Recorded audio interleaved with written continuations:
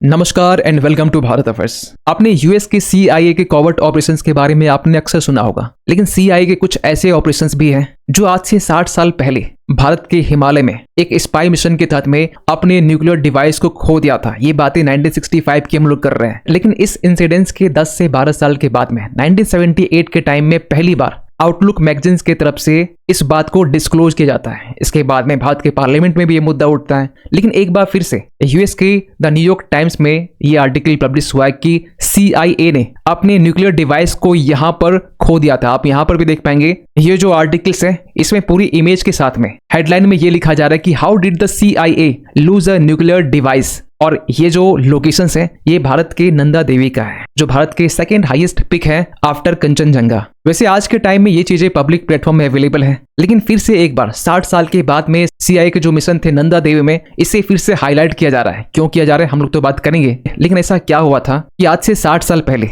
CIA ने भारत के नंदा देवी में अपने न्यूक्लियर डिवाइस को खो दिया था। और इसमें यह भी क्वेश्चन मार्क उठते हैं कि 60 साल पहले 1965 के टाइम में जो भारत के प्रधानमंत्री नेहरू जी थे, उस टाइम में CIA की तरफ से और भारत की तरफ से IB इंटेलिजेंस ब्यूरो दोनों की तरफ से ये मिशन को यहाँ पर स्टार्ट किया गया था। लेकिन एक लंबे टाइम के बाद में 1978 के टाइम में पहली बार CIA के ऑपरेशंस के बारे में मालूम चलता है। भारत के पार्लियामेंट में भी ये मुद्दा उठाया जाता है। तो इन्हीं सब चीजों को लेकर हम लोग इस वीडियो में डिटेल से बात करने वाले। लेकिन बात करते शुरुआत से, देखिए जब सेकेंड वर्ल्ड वॉर खत्म हुआ 1945 में, जहां पहली बार न्यूक्लियर बॉम्ब का यूज किया गया जापान के हिरोशिमा और नागासाकी में, इसके बाद में यूएस और USSR के बीच में कोल्ड वॉर स्टार्ट होता है। और इस कोल्ड वॉर के दौरान में बाकी देश भी न्यूक्लियर आर्सेनल को डेवलप करना स्टार्ट करते हैं। इसी सीरीज में चाइना भी 1964 के टाइम में न्यूक्लियर बॉम्ब को टेस्ट करता है, और वो लोकेशन थी चाइना का जो जिनजियांग रीजन है, जहां पर उइगर मुस्लिम्स के ऊपर में जो एट्रोसिटीज होती है, इसको लेकर आए दिन अपडेट निकल के आते रहते हैं। और 1964 से जस्ट 2 साल पहले भारत और चाइना के बीच में इंडो चाइना वॉर होता है। और जैसे ही चाइना यहाँ पर 1964 के टाइम में अपनी न्यूक्लियर कैपेबिलिटीज को पूरी दुनिया के सामने दिखाता है, यूएस यहाँ पर एक्टिव हो जाता है। यूएस को ये लगता है कि इतनी जल्दी चाइना कैसे यहाँ पर न्यूक्लियर टेस्ट कर सकता है। इसके बाद में यूएस की तरफ से जो यूएस एयरफोर्स चीफ है कर्टिस लिमे, इन्होंने ये डिसाइड किया कि कैसे चाइना की न्यूक्लियर कैपेबिलिटीज के ऊपर में निगरानी रखी जाए। और क्योंकि 1965 का वो टाइम था जब टेक्नोलॉजी इतनी एडवांस नहीं थी, सैटेलाइट के जरिए सर्विलांस करना ये पॉसिबल नहीं था, तो यहाँ पर CIA की तरफ से ये अप्रोच अपनाएगा कि हम लोग यहाँ पर भारत के साथ मिलकर भारत की जो हाईएस्ट पिक है वहां से हम लोग चाइना के न्यूक्लियर कैपेबिलिटीज के ऊपर में निगरानी रखेंगे। और इसी बीच में जो कर्टिस लिमे है, इनकी मुलाकात होती है एक फोटोग्राफर से जो नेशनल जियोग्राफिक से एसोसिएटेड थे। इन्होंने ये बताया कि हाईएस्ट पिक में जाने के बाद में वहां से जो व्यूज है और इमीडिएटली इसके बाद में CIA की तरफ से भारत को अप्रोच किया जाता है। भारत का जो इंटेलिजेंस ब्यूरो है यूएस के इस मिशन में यहाँ पर साथ देता है। इसके अलावा भी भारत के जो माउंटेनर्स हैं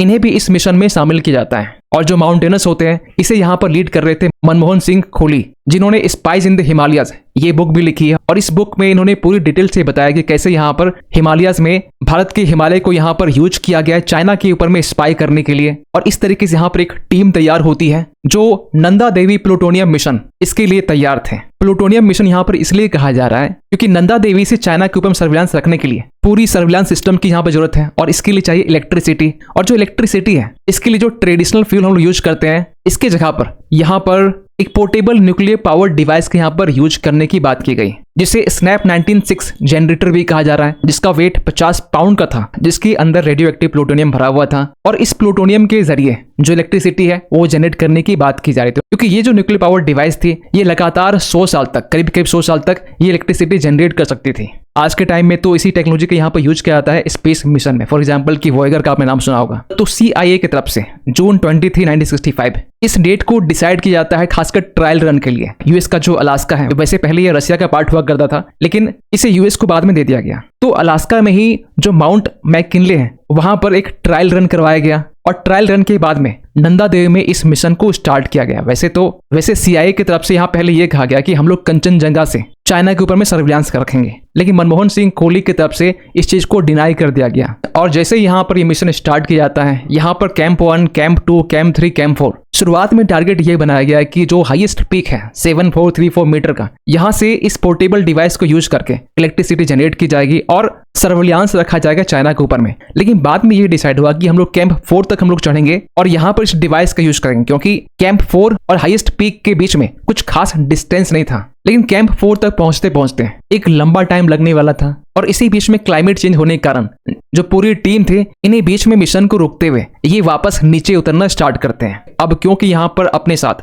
50 पाउंड का एक न्यूक्लियर डिवाइस भी यहाँ पर था, तो इसे लेकर नीचे उतरना, तो यहाँ पर टीम ने ये डिसाइड किया कि ये जो पोर्टेबल डिवाइस है इसे क्यों ना हाइट में यहाँ फिक्स कर दिया जाए, और जैसे जो एवलांच है वो कम होगा उसके बाद मिशन को कंटिन्यू करते हुए हम लोग कैंप 4 तक पहुंच जाएंगे। और इस डिवाइस को नंदा देवी के माउंटेन में फिक्स करते हुए सारे जो टीम है वो नीचे उतर जाते हैं। और जब वापस मई 1966 के टाइम में जो पूरी टीम वापस जाती है तो वो डिवाइस अपने जगह पर नहीं होती है। वैसे मनमोहन सिंह कोहली ने अपनी बुक में ये भी लिखा है कि जो डिवाइस थी जो रेडियो एक्टिव प्लूटोनियम से भरा हुआ था ये अपने आप में हीट को भी जनरेट कर रहा था, और जिस चीज से इसे फिक्स किया गया था वो मेल्ट होने के बाद में जो डिवाइस थी वो उस वक्त अपने जगह में नहीं थी, मीन्स वो डिवाइस उस टाइम में खो चुकी थी। अगेन यहाँ पर 1967 के टाइम में डिवाइस को सर्च करने के लिए टीम जाती है, लेकिन उसके बावजूद भी यहाँ पर जो डिवाइस है वो मिलता नहीं है। और 1968 तक आते आते फाइनली जो सर्च है इसे अबंडन कर दिया जाता है। कहा यह भी जाता है कि इस डिवाइस के साथ साथ जो रेडिएशन डिटेक्टर्स है, इंफ्रारेड सेंसर्स है और मेटल स्कैनर, ये भी डिवाइस उस प्लूटोनियम डिवाइस के साथ में खो चुका था। और अब तक ये जो डिवाइस है ये भारत के हिमालय में है, भारत के नंदा देवी माउंटेन के आसपास में है, जिसे 26,000 फीट में छोड़ा गया था, जो अब तक नहीं मिला है। और इसीलिए यहाँ पर कहा जाता है कि ये एक न्यूक्लियर ब्लंडर था। फिर अगर आप ये पूछेंगे कि चाइना के ऊपर जो सर्विलांस रखने के लिए यहाँ पर जो कोशिश की जा रही थी उसका फिर क्या हुआ, वैसे यूएस ने इसके बाद में अपने सैटेलाइट सिस्टम्स को डेवलप कर लिया था। वैसे इसी बीच में ये भी अपडेट निकल के आया था कि 1968 तक आते आते चाइना ने एक दूसरा डिवाइस यहाँ पर इंस्टॉल कर दिया है। अब सवाल ये निकल के आता है कि ये जो पूरी बातें हैं ये पब्लिक एक्सपोजर में कब आती है।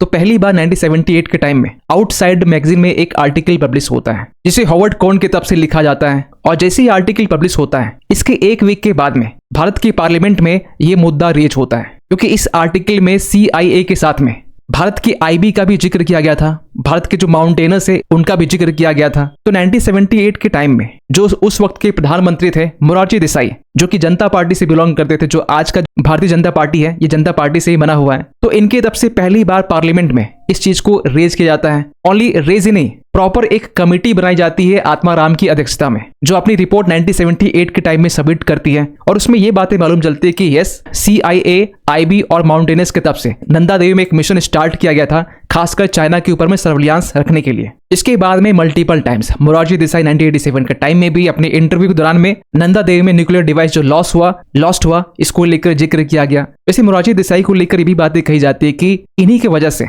भारत के जो रॉ एजेंट पाकिस्तान में थे, और पाकिस्तान उस टाइम अपने न्यूक्लियर डिवाइस के ऊपर में काम कर रहा था, तो इसे भी रिवील करने के पीछे मोरारजी देसाई का ही नाम लिया जाता है। इसके बाद 1978 के टाइम में जब यूएस के प्रेसिडेंट जिमी कार्टर ये मिलते हैं मोरारजी देसाई से, तो उसी टाइम बात में मोरारजी देसाई ये कहते हैं कि 1974 के टाइम में जो इंदिरा गांधी ने यहाँ पर किया था वो नेसेसरी नहीं था। इन्होंने यहाँ पर बात में न्यूक्लियर टेस्ट का भी जिक्र कर दिया, क्योंकि 1974 के टाइम में हम लोगों ने स्माइलिंग बुद्धा के नाम पर पहला टेस्ट किया था। इसके बाद 1998 के टाइम में पोखरण हुआ, तो इसको लेकर पहली बार इनकी तरफ से यूएस के प्रेसिडेंट सामने ये बातें कही गई थी।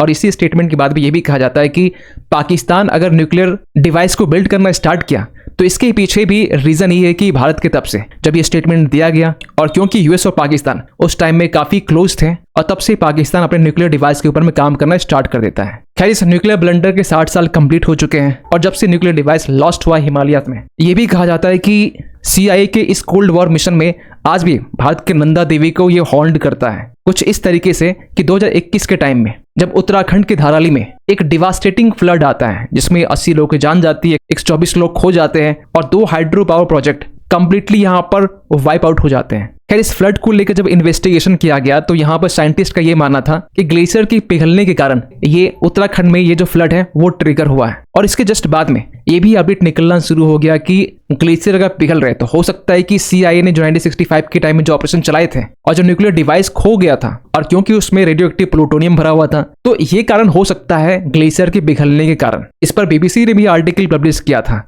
Did nuclear spy device in the Himalaya trigger India floods. इतना ही नहीं, नेपाल में जो 2015 के टाइम में अर्थक्वेक आए थे इसको भी लिंक किया गया प्लूटोनियम डिवाइस से। आप यहाँ पर देख पाएंगे bigger disaster in the making, how lost plutonium could surface with the Nepal quakes. इतना ही नहीं, गंगा को लेकर भी, जो होली रिवर है हमारे लिए, जिनके ऊपर मिलियंस ऑफ लोग डिपेंडेंट है आज के ऊपर में, चाहे एग्रीकल्चर या अदर पर्पस के लिए हो। और रिसेंटली ऐसे आर्टिकल पब्लिश हुए जिसमें यह लिखा जा रहा है कि न्यूक्लियर लीकेज इन गंगा, और इसके बाद ये लिखा जा रहा है कि how secret CIA mission 60 years ago may haunt the billions in India who depend on the holy river। खैर, CIA के न्यूक्लियर ब्लंडर को लेकर एक लंबे टाइम तक ये बातें दबा कर रखी जाती है, लेकिन आउटसाइडर मैगजीन की तरफ से पहली बार इसे डिस्क्लोज करने के बाद में अब ये बातें पार्लियामेंट में अक्सर उठती रहती है। आपको बताना चाहते हैं कि करेंटली पार्लियामेंट का विंटर सेशन चल रहा है, जहां पर बीजेपी के MP है निशिकांत दुबे, ये अगेन इस ब्लंडर को यहाँ पर रेज करते हैं, जहां नंदा देवी में CIA और उस टाइम में IB की तरफ से जो मिशन चलाए गए थे इसको लेकर जिक्र किया जाता है। तो पॉलिटिकल एंगल इसमें कवर न करते हुए ये जो पूरा मामला है ये आप सभी को पता होना चाहिए। और इस न्यूक्लियर ब्लंडर में एक सच्चाई और भी है कि आज भी वो जो प्लूटोनियम डिवाइस है ये नंदा देवी माउंटेन ग्लेशियर में ही है, और इस डिवाइस में जितने प्लूटोनियम यूज किए गए थे, ये जापान के नागासाकी में जो न्यूक्लियर बम गिराए गए थे उसका ये 1/3 है। आप समझ सकते हैं कि अगर ये डिवाइस ब्लास्ट होता है या फिर किसी कारण ये एक्सप्लोड होता है तो इससे इन्वायरमेंट को कितनी क्षति हो सकती है। खैर, आप क्या सोचते हैं पूरी अपडेट को लेकर, कमेंट कीजिएगा। मिलते हैं किसी अगले वीडियो में, तब तक के लिए थैंक यू सो मच।